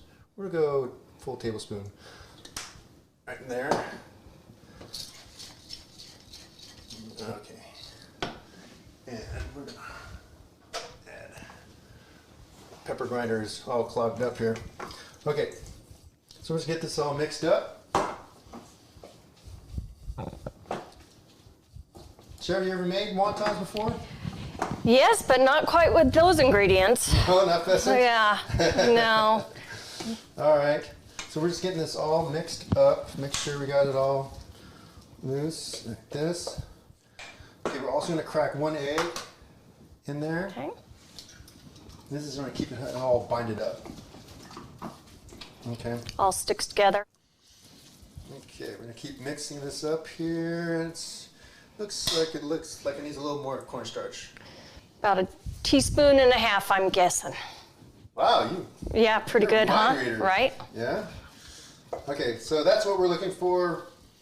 You know, Consistency. Kind of a soft, kind of smearable kind of consistency. So, all right. So now we're gonna start building. So I have the square wontons. You can get the round ones too if you can find them. They're not the easiest to find. I always struggle to try to find them. Make sure that you keep your wontons always covered up. And to glue these things, I actually use a little bit of water. Yeah, I can use a little bit of egg is what I like to use. Some people use beaten egg. You need to thin it out just a little bit. Right. Because it gets kind of gloppy. Some people will also use a little bit of cornstarch slurry. So equal parts cornstarch and water. And just kind of smear that right on there. So try to keep it small. This is not one of those, hey, I'm gonna make an overstuffed one. This is going to explode on you is what it's going to do. Bite size. Yes, just a little, like another teaspoon and a half. Full it to the top. Kind of keep your hands clean too as you touch these things because you'll see. Stick to it. Yeah. And you don't want to get any air in there. Kind of squeeze out your air. Kind of give a little squeezy squeeze on there. Good. All right. And that's one right there. Okay, well, it looks like we have about a dozen more of these to make, Chef Kelly. Yep. So we'll shoot you back to the guys in the studio for the regional weather report. That looks slightly involved, but I can assure you in taste testing with that man, it's well worth the effort. So I just need to have him come to the house and make Chef it up for you? Yeah, exactly. You just don't want to put in that much work. No, I don't. You know, anything that is that delicious is worth putting a little extra effort to. Yeah, I agree. Yeah, it's probably I agree. What do you think, Barnum? Yeah. Wrap your head around that. Yeah. A few steps there, Good but company dinner.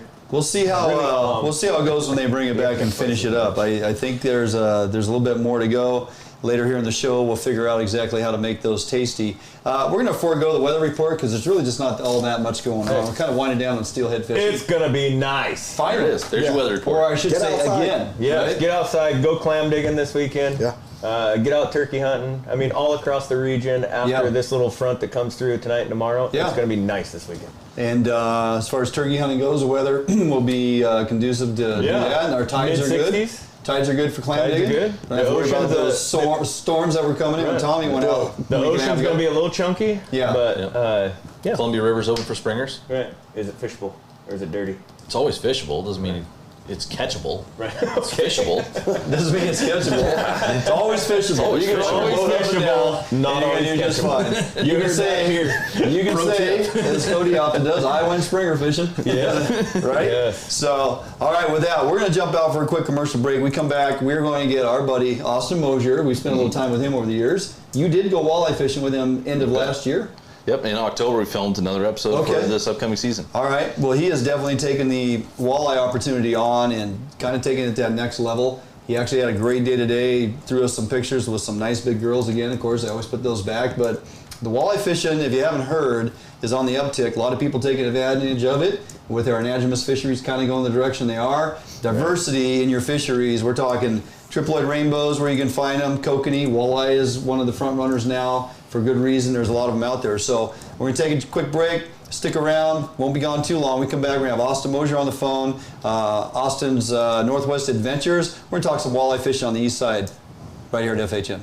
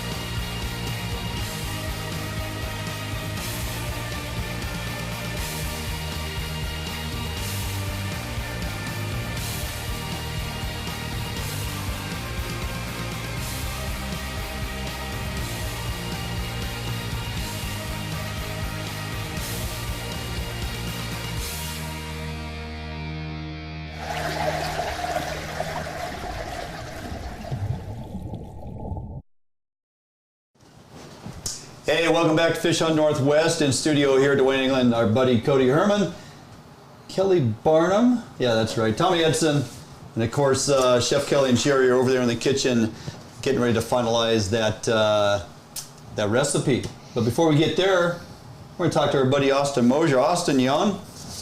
I'm here. Hey, nice to hear from you. How you doing today? Pretty good, man. Went out fishing today, caught some walleye. Had a pretty good day, getting ready for sturgeon tomorrow. Oh, you are going sturgeon fishing tomorrow? I am, yeah. Well, we're going to talk about that in a little bit, but let's talk about this walleye fishery. Where you been putting in time at lately? You know, I've been doing a lot on the Upper Columbia. I've been doing some at Banks Lake. Getting ready to start Moses Lake. I'm going to be over there this weekend. And that's a big fishery in the month of May. Moses Lake is dynamite fishing, and we can throw crankbaits, and I don't even have to touch worms, so it's going to be pretty nice. That sounds like a plan. You actually, you're one of those guys that's diehard. You go out and dig your own worms or go get those night crawlers at midnight, don't you? Yeah, no. Oh, I got okay. a guy named Andy that brings them to my house. Oh, I miss doing that. Oh, I Me know. too. Nightcrawler fire. That's a good activity for the kids. So many memories. Oh, yeah. Same here. Yeah. So, up to this point, you've mostly been trolling with bottom walkers, or what's your program? You know, lately I've been throwing some jigs. I've been doing a little bit of bottom walker stuff, but we've been, we got into a fishery that I'm kind of new to, and I started learning it this year in that Upper Columbia. And we've been throwing jigs, and my customers been loving it. Hooking these big walleye on jigs is quite the thrill. So we got a 14-pounder the other day on a jig. That big one you got today, was that on a jig or were you trolling? It was on a jig. Yep. Okay. All right. We're going to throw that picture up here for people to look at. Now, what you as a guide, as far as size limit, what's the biggest walleye you would encourage people to keep, and/or you try to encourage them to put it back? You know, when I look at a fish, 22 inches, you know, you can keep one in certain, the statewide rule is 8 walleye, 1 over 22, but I like to look at those fish and determine whether they're a female or not. Certain times of the year, like right now, they're loaded with eggs. So if I catch a fish over 22 inches and it looks like a big hen female, I'm going to encourage my customers to let it go. Of course, I can't force them to, but most of my customers have been really receptive to that. We've let go a lot of the big fish, and they know the importance of having these genetics for the future, and it's been really good. I've had no issues with that so far this year. So it's great to hear the conservation mind there, Austin. This is Tommy Edson. How you doing tonight? Good. How are you? Good, man. Hey. You know, the only time I ever really got into some walleye fishing, we were trolling them with bottom walkers, and I had a problem with hook sets, man. Like, what's the story with that? When do you set the hook on those things, and how do you set the hook on those things? Man, I missed 2/3 of them. Yeah, so a lot of times with my customers, the skill set is not, on a lot of my customers, the skill set's not there to be able to pick it up and feel the bite and set the hook. So a lot of times, I just tell them to turn the handle and load the rod up in the rod holder. Turn it fast, like 3 or 4 times, the handle around. Load the rod up, then pick it up, reel kind of fast, and put like a sweep on it. Not really a hook set, just kind of a tensioning type of sweep. Okay. And that seems to work good. I mean, I've tried it all ways. You know, I've had guys jump up and grab the rod and set the hook, and bam, like it was a salmon. And Yeah, we that's get me. the fish, and then I have other guys that do that, and we never hook a fish. So, if they're really light biting, sometimes that can be a problem setting the hook before they get the whole bait in their mouth. Hey, when you're running that bottom walker rig and fishing those night crawlers, do you run a full length night crawler? Do you shorten it up? Because if you got that long night crawler trailing out there and those short biters, they just sit there and peck away at that night crawler tail. Do you run a double hook setup? I know I've tied rigs in the past that have about a 5-inch trailer hook that sits at the very back end of that worm for those short strikes, and that seems to tends to get a hook into them more often than not. Yeah, I do some of that, definitely. I use a lot of slow depth, or super depth hooks, I should say. Yeah. And so I'll pinch, like, depending on how big the worm is, I'll pinch off the first inch of a worm, or maybe even 2 inches of a worm if I'm getting short strike. I do use the double hook setup when I'm having short strike issues. But a lot of times I just kind of let the fish tell me what they want. You know what I mean? I'm not going to be telling them what they want. They have to tell me. So by having a bunch of different lures out there, I try a lot of different things. And you know, one day one thing works, and another day something else is working. So if they're really short striking, I'll shorten that worm up. I'll switch to maybe a double hook setup. I've even used 3 hook setups for my worm harnesses on hand-tied ones. And as well as I use gulp worms, gulp night crawlers. That's a little bit tougher. So, yeah, a little durable. Yeah. They'll grab onto it, try to yank on it, and they won't break it, and they come back for more. Yeah. Let's talk water depth, type of bottom that you look for, structure, cover, what you're fishing around, and also troll speed.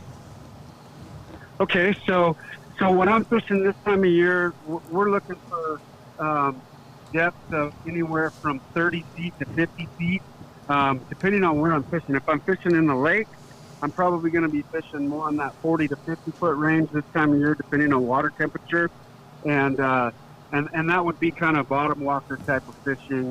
Real slow presentations on the bottom. The fish are cold, lethargic. You know, we're looking at water temps in 38 to 40 degrees right now. In the rivers, I'm going to be probably targeting more of the 25 to 35 foot contour line for, say, jigging or trolling or crankbait fishing. I do well on crankbait in the river when the water's still cold, but I don't do as well in the lake on crankbait as I do in the rivers when we have cold temperatures for our water. So, you know, when you're fishing the lake and you're fishing bottom walkers, cold water, deep water, you're going to want to troll anywhere from a half mile an hour to 1 mile an hour. That's kind of my standard. And then I'll play around with that a little bit. And I actually do a little bit of like you would do for kokanee, doing the zigzag and then speeding up and slowing down and trying to entice the bite, trying to create a scenario on the bottom that fish is going to get enticed to bite my lure, basically. You're in that 50 foot of water. How heavy a bottom walker are you using? What's the weight on that? You know, so generally we have 2-pole endorsement in most of these lakes, so I'm running 6 rods, no matter if I got 3 guys in the boat or 6. And I'm going to run a 3-ounce bottom walker in the front, 2.5 in the middle, and a 2 out the back. Okay. That's great, too.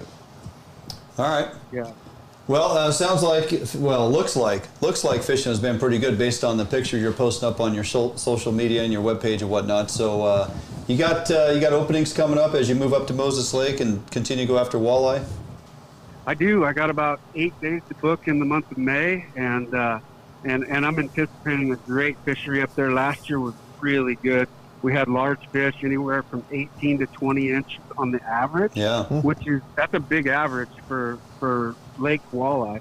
So it was really good last year. I got probably 8 fish last year that were over 8 pounds.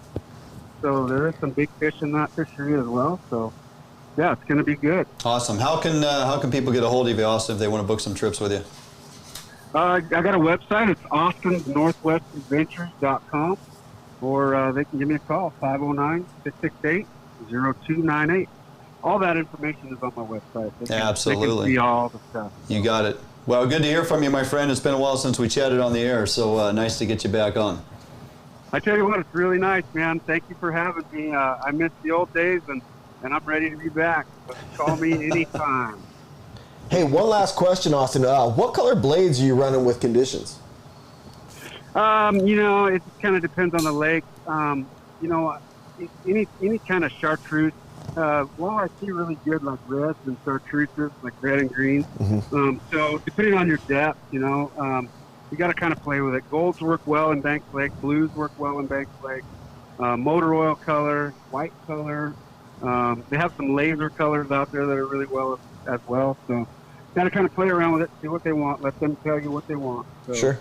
There you go. Hey, thanks, man. All right, buddy. Hey, thanks for checking in, and we'll definitely be in touch. And don't be surprised if your phone rings. I may have to book one of those days with you just to come play around. So, anyway. That would be great. All right. Okay. Talk to you soon. Take care. Okay. Thank you. Bye. Bye-bye. Good guy. Great guy to fish with. You have a ton of fun. We went over there 2 years ago. That was the infamous Kokobo trip. That was Kokobo. Or the Dwayne Bow. The Dwayne-bows. That's what it You was. call Dwayne-bows. one rainbow a kokanee because it's 200 yards from the rainbow. Yeah. The part that was left out of the show was the rainbows that Cody called kokanee. No, Austin, the guide who fishes there all the time, happened to call a couple rainbows. Oh, that's kokanee. Oh, that's a rainbow. Oh, it's rainbow. Oh, it's a Dwayne-bow. It's like, how is that always a Dwayne-bow? But it didn't matter. We had a lot of fun. That is another one that we realized that we went over there February, right? No, March. It was March as well. Beginning March, it was extremely cold.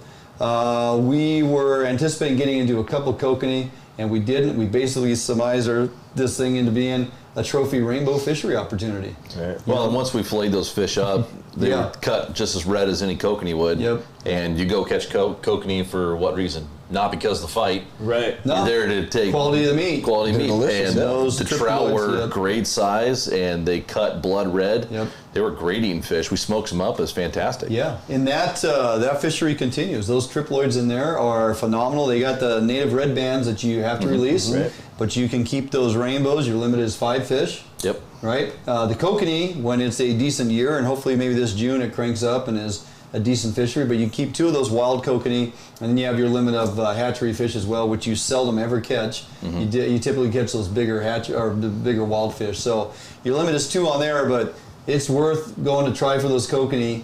And if you end up getting a cooler full of them rainbows, you are not going to be disappointed. Not at all. So, and then you were over there in October.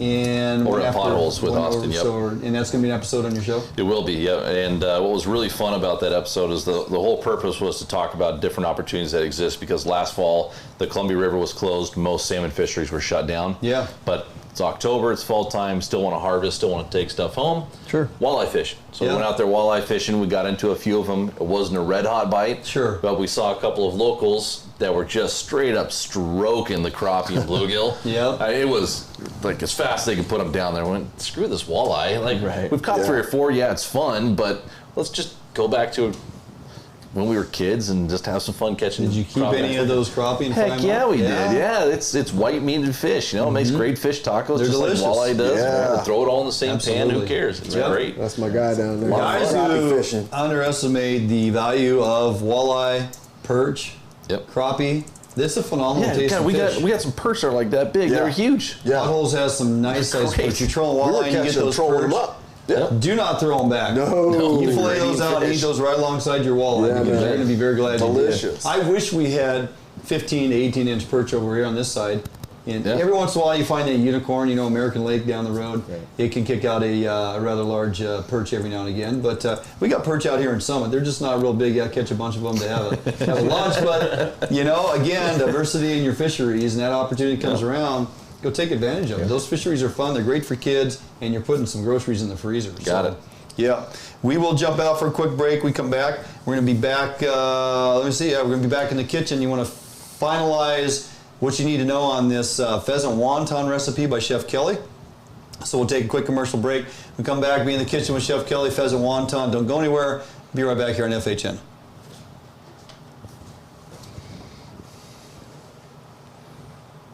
Do that. We'll come back. We'll talk a little bit about some of the Oregon fisheries that you're aware of, how they're shaping up. What time is it? How much time you got? It is 20 till.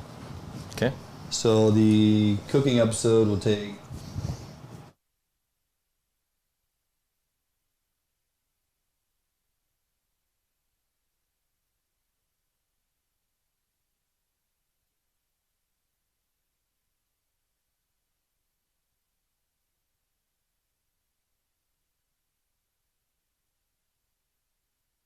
Started today with Better Homes and Gardens Real Estate.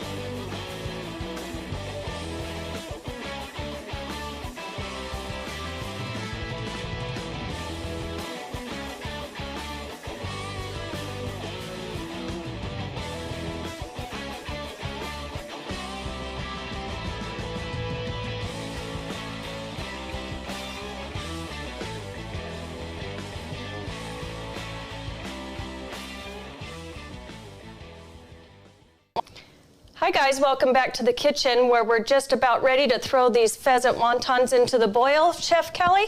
Yep. So we made a couple of these guys.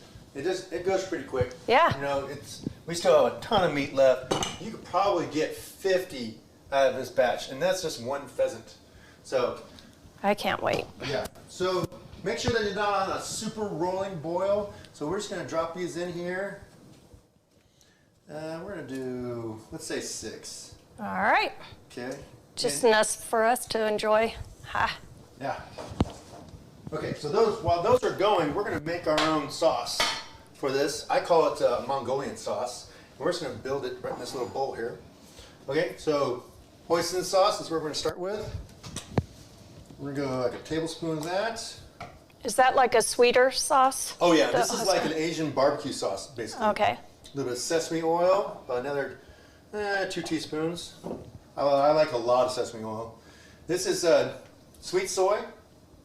This stuff is awesome. Watch this texture of this stuff. It's like, see that? Oh, yeah. Super sweet and a little salty.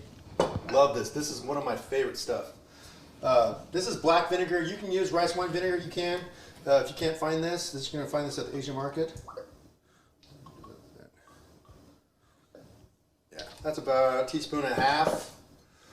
Okay. About 2 teaspoons of dark soy. Gonna throw some spice in there? Yeah, I'm gonna throw some spice in there. First, I'm gonna do some toasted sesame seeds. There we go. There we go. This is sambal. This is a chili garlic sauce. Kind of similar to sriracha, but not sweet. And a little bit of garlic. And just a touch of ginger. Make sure don't go too crazy on ginger because it can be really strong. All right, we're good to go. Yeah. It's probably about 3 minutes there. Let's give it 1 more minute here.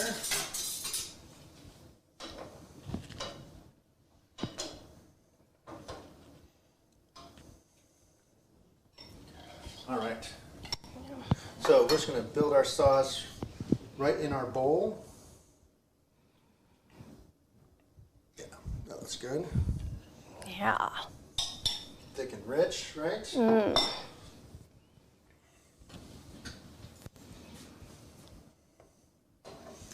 Perfect.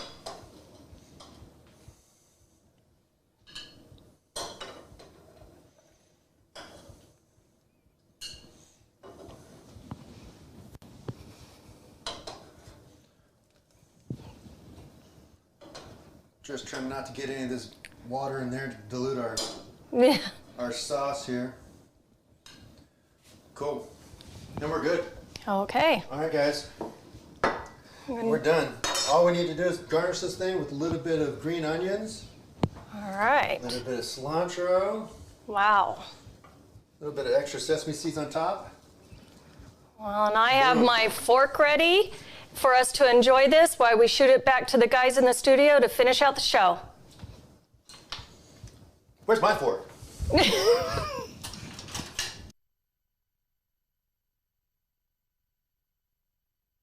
Fish on Northwest, and looks like they got it all finished up there in the kitchen. And it's a good thing Chef is here because I'm hungry. It's almost 8 o'clock, which means when we get out of here, those pheasant wontons are sitting there waiting for us. Yeah, Shing fed us a little bit, but it wasn't that. No, Shing does a great job getting us kind of primed for the show. Yeah. But afterwards, as we know, that's when the real eating starts, right? So last week I left here so full I could barely walk. That is the honest truth. Barnum, he gets in there, it's like he hasn't eaten in a week. I haven't. Actually, he hasn't eaten since the last I haven't eaten all day. Chef just stands there shaking his head like, what in the hell is wrong with this guy? Does he have a job? That's what, the homeless guy problem. walking in here? Yeah. So, anyway, Cody, some stuff going on with you, down in Oregon, off and on, whatever. But let's talk a little bit about Season 6 coming up for you and Day One Outdoors, correct? You bet, yeah. We're coming up on Season 6 now. It's going to premiere May 18th. And that'll be on NBC Sports Northwest, formerly Comcast Sportsnet. Comcast, yep. Same channel that you guys watch Duck games, Blazer games, your local sports channel. Yeah. And so we're gonna have 13 new episodes. So from middle of May until second week of August, I believe, we'll have new episodes every week. Okay. And they'll air 3-4 times a weekend, and then randomly throughout the rest of the year. Yeah. Are you running out of topics yet? Or are you still doing? No. No, that's it. We're so fortunate here in the Pacific Northwest. Yeah. We really are. You know, I get asked that a lot. It's like, well, you've kind of done everything. You stop filming. Like, No. I haven't done a quarter of what we have Yeah. to do out here. Yeah. And we've done some duplicates for sure, because there is definitely an idea here in the Pacific Northwest that the keys are salmon, steelhead, Right. a little bit of trout thrown in, but we want salmon and steelhead. That's what we want all the time. So we try and have, 1 or 2 episodes a year where, of course, we do that. Yeah. But man, the bass, walleye, we just talked to Austin. Yep. The perch fishing, crappie, we did a crappie one last season that had great reviews. Yep. Still this day, one of our most popular ones was the surf perch episode from season 1. Is that right? It's still this day people talk about that episode. Yeah. So actually this weekend, even though Okay. the Columbia River is open for spring Chinook, Yep. I'm taking my camera crew out and we're going to go clamming and catch surf perch. Perfect. Why not? I mean, we are so fortunate here. Kelly, you and I did an episode back in season 1 with sea ducks. Right. We did one for halibut. We've done shrimping. I mean, there's so much stuff to do. It really is endless. Yeah. We're very fortunate. Well, as the season changes and we roll through opportunities that come and go, I mean, it's never ending with opportunity to go partake. For guys like us that like to share information, help educate the masses, Right. and help you improve on what it is you're pursuing. It gives us opportunity to constantly change our content, constantly provide different ideas and options to go do and try. And that's the whole intent, is to not just be caught up in the same old, same old. Yeah, you go fish springers again this weekend, and you can do that. You could fish springers. Yeah. You might catch one, but Right. you can definitely go clamming and probably find some clams. You go surf perch fishing and probably get some nice surf perch, and hopefully you got some recipes to cook those up. If you don't, I got a guy that can help you out. I can see. Yeah, we got a guy for that. You Yeah. got a guy. Can you mention a couple of the topics or no problem. Yeah. shows that you got in either in the can or in concept for Pheasant and walleye. Yeah, definitely.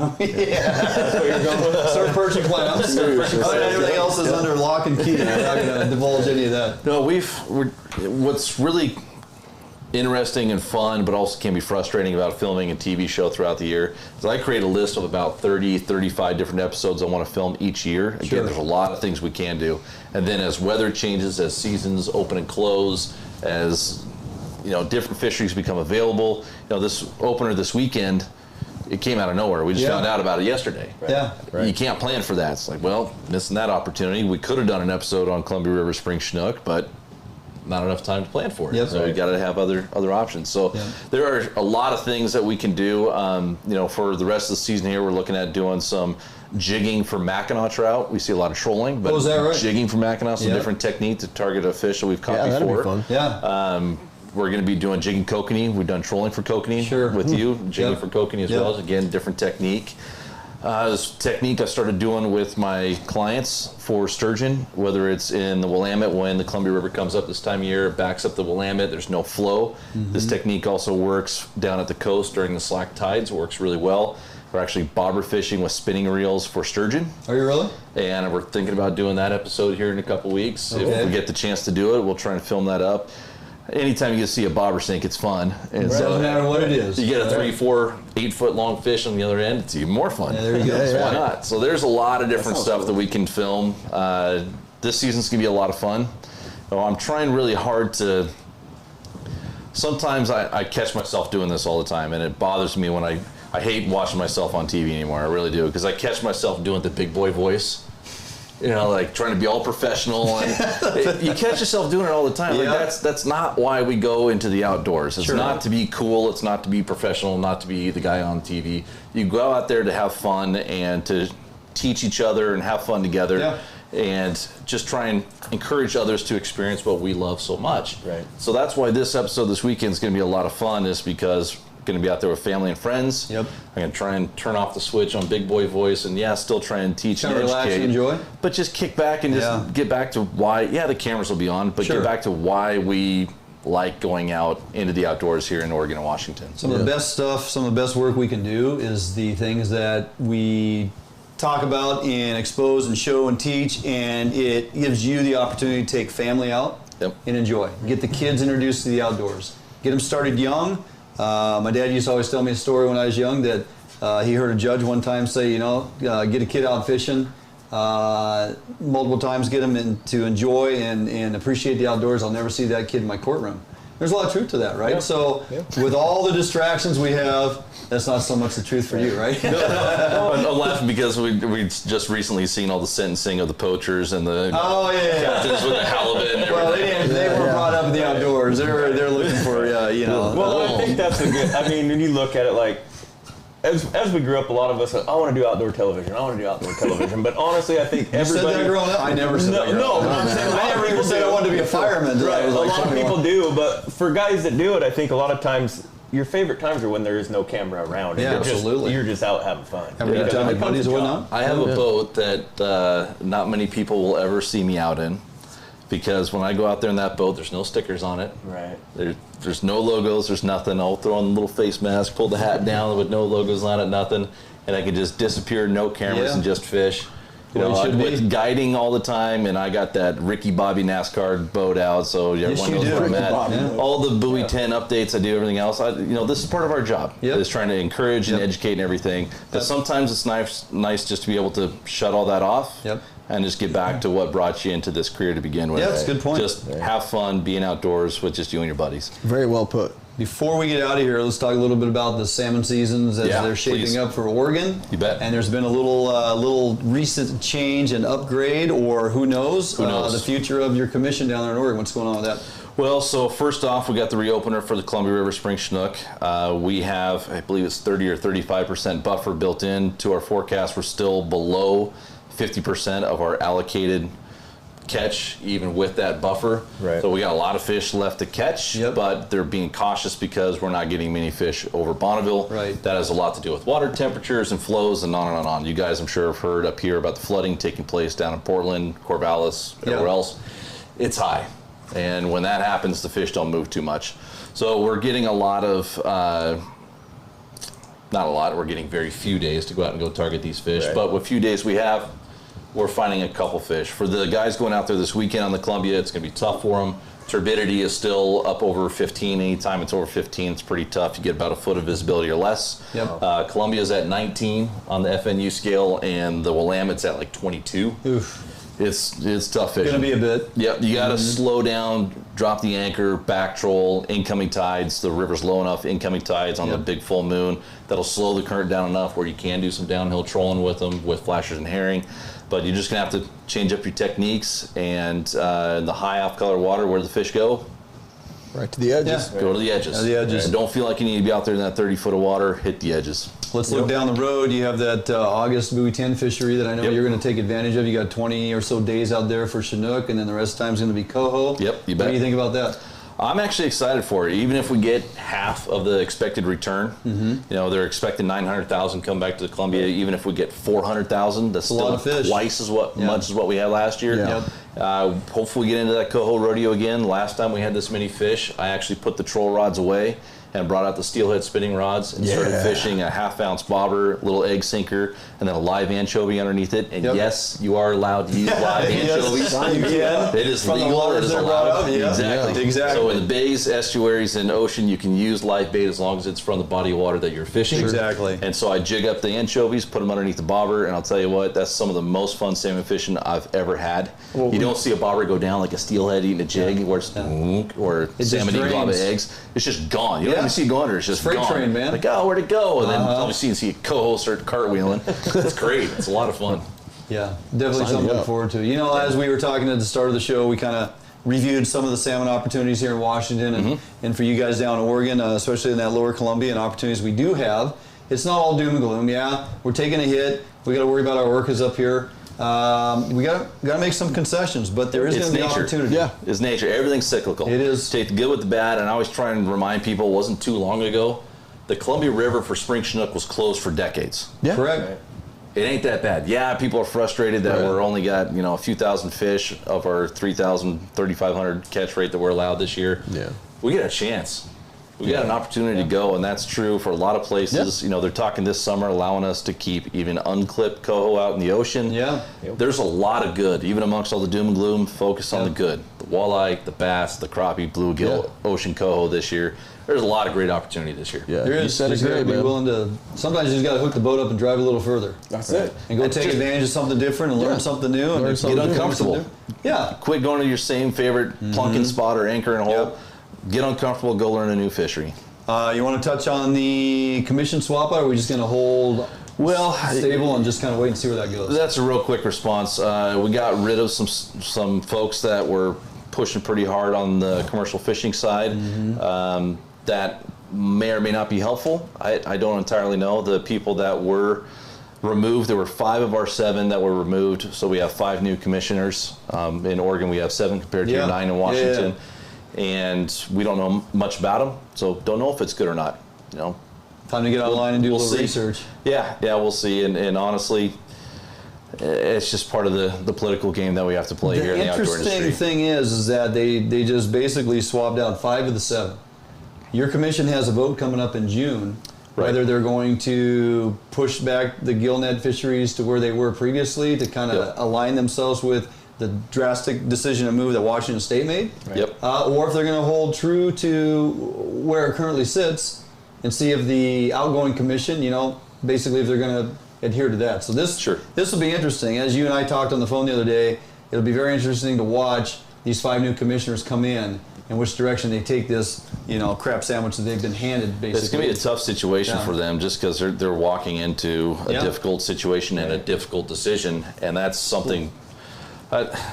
that's not very fair to any commissioner or anybody walking into a situation like that. But so they're gonna have their work ahead of them for sure. They are for sure. All right, that's going to do it for us. Cody, can't thank you enough for driving up here. Always a pleasure. It's not exactly. Well, you have to come back up and do. It's the only time I'm going to see this guy. Yeah, he's hard to pin down.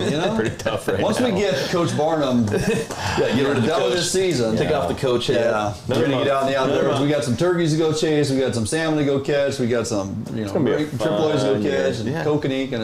Get him out kokanee fishing. He's like, a what? So, anyway, we got lots to do. But, can't thank you enough. Looking forward to season 6. Proud of you. Thank you. Thank you. Appreciate the invite.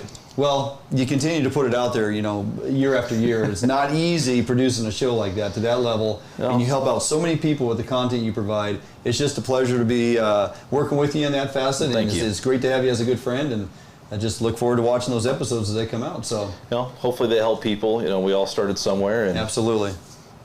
All right, that'll do it. So, do it for us here on Fish on Northwest. Tune in next Thursday right here, 6 o'clock on our YouTube channel. Follow us on Facebook. Make sure you find us on our Facebook page. Give us a like. Go to our YouTube channel. Subscribe so you never miss an episode. And we post up a lot of additional videos there. Some of our cooking episodes with Chef Kelly. Some of our how-to stuff out of the bait lab. It's all there living on YouTube. And give us a subscribe. Push our stuff around so we gain more followers so we can continue to bring you this information each and every week. Have a great week, everybody. We'll see you here next Thursday, 6 p.m. on FHN.